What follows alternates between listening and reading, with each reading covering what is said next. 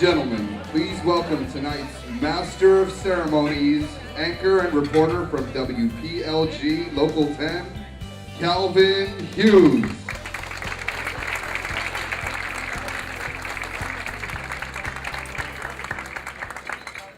Thank you. Thank you, thank you. How is everyone tonight? Good?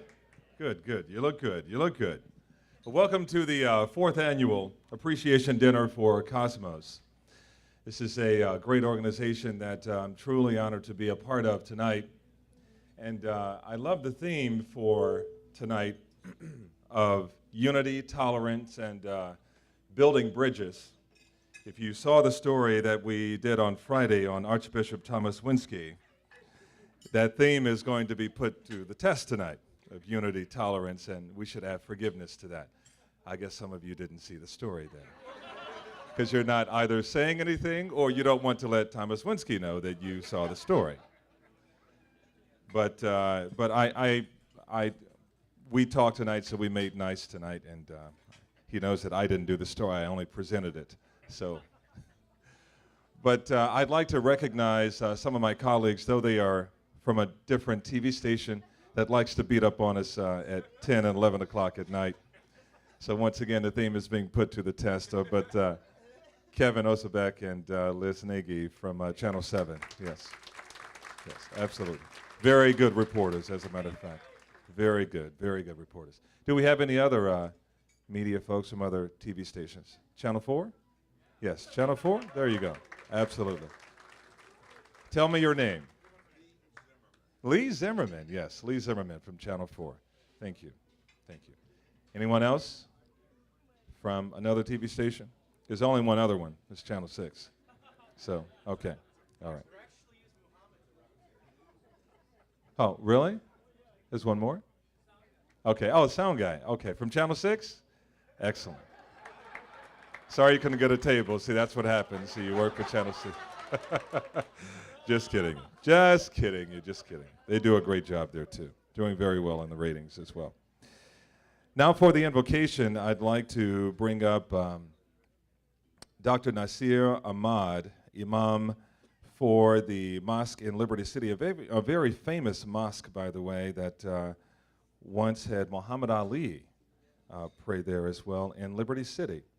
Dr. Nasir comes to us from Chicago, graduate of Miami-Dade College, as well as Florida Memorial University, and Meharry Medical College School of Dentistry as well. And he lectures all around the country. A big round of applause now for our invocation now from Dr. Nasir Ahmad. I'd like to begin by thanking the hard-working members of Cosmos that have been working to unite the community here in South Florida for years. So if you would please give them a round of applause, I would appreciate that myself. Thank you. And to our honorees for their great works that they have done and are doing, we're thankful to God for them. Please give them a round of applause, please.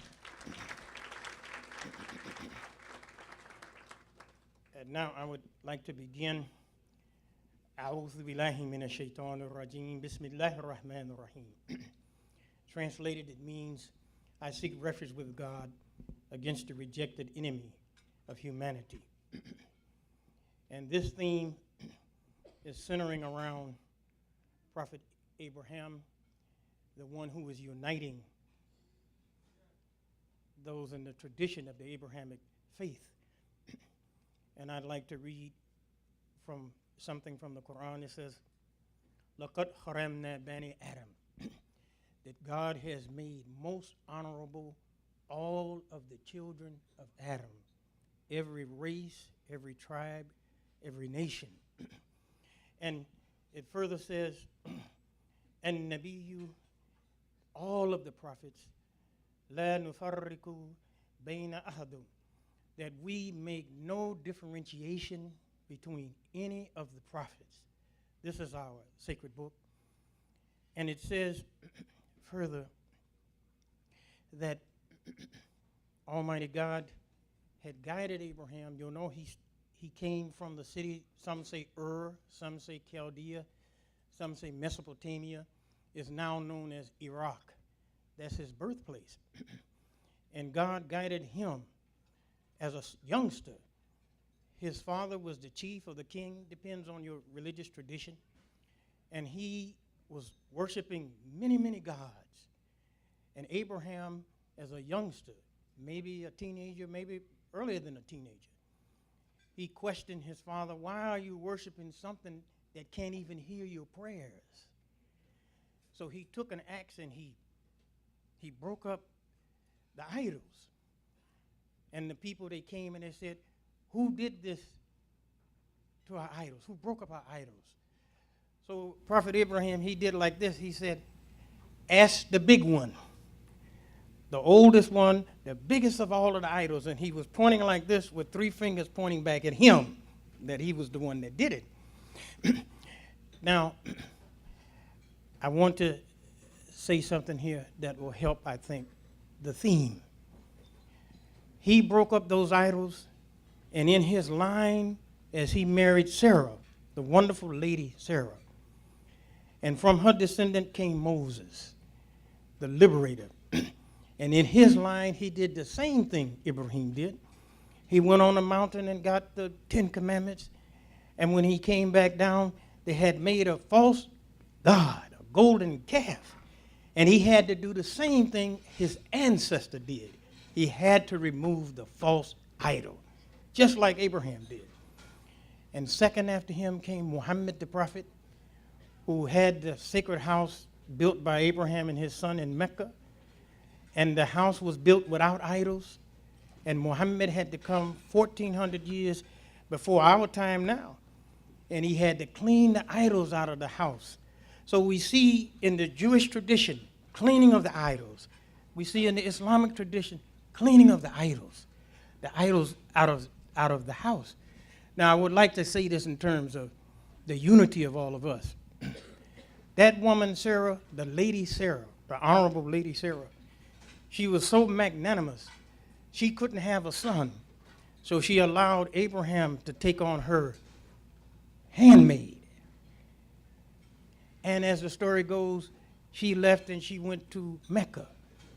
And most of us, I didn't know the great wisdom in the Jewish tradition, the Christian tradition, and the Islamic tradition. I didn't know it.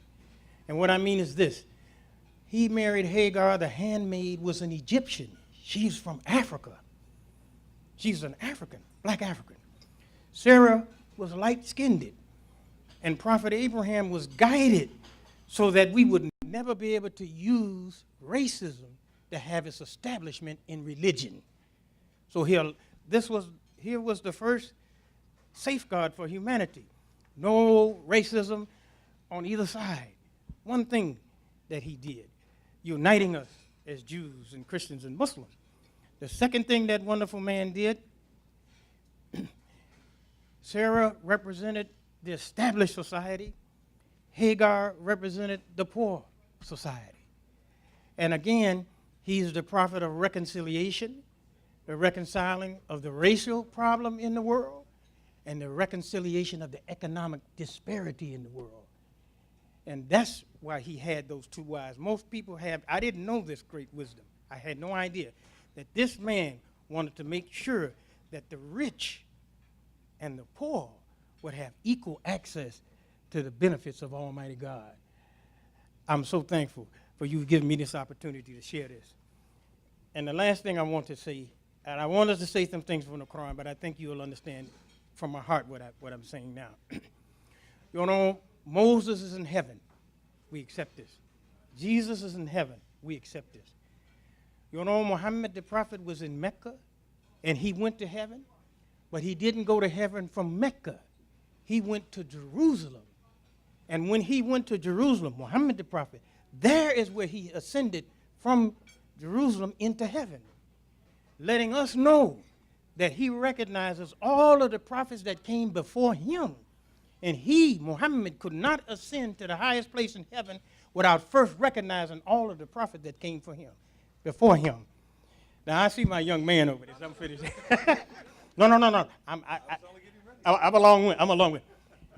You know, the ascension, what this is telling us, we will never have peace on this earth until Jews, Christians, and Muslims recognize the common oneness that we all are. And if all of the prophets would come together today in this room, most of those prophets would criticize us because we're not following the excellence of the dictates that they left for us. So you and Cosmos and the Archbishop and my good friend Rabbi Schiff, he doesn't recognize me now. I got a little fat on him. You are doing the work of Almighty God that has to be done. And if we are not united genetically, we are united spiritually, which is the most important connection for human beings. So I'm so thankful you touched me, and I'm going to give this microphone over. Will you extract me from this rostrum? Hey, God bless you. Thank you. I appreciate that. Thank you.